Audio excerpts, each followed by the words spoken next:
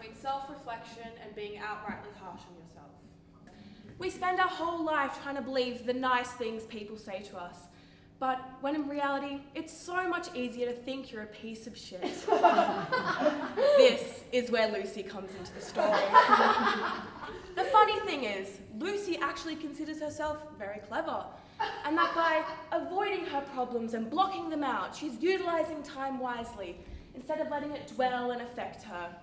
What we don't see is the inability to connect, the reckless behaviour, sleeping until 3 p.m. Not so clever now, is she? Lucy loves to feel important. She actually starts to malfunction when the attention is not on her.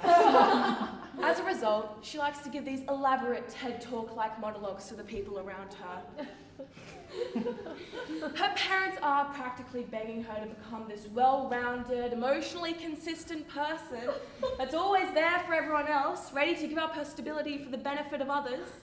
But unfortunately, that's just not Lucy. You like that one, did you? Because Lucy happens to be the most selfish person she knows.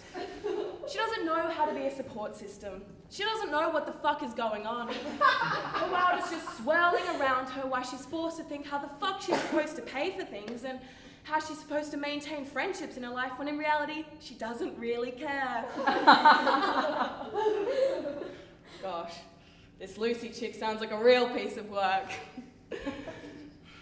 She could play the mental health card, or tell everyone about the struggles of growing up in a broken home, the overdue bills, the foodless cupboards, the addiction. But then what? Because by a stroke of luck and a rich uncle in England, she was able to attend a very nice private school, having to dodge questions from Bethany or Bridget like, when are your parents getting you a Range Rover Loose?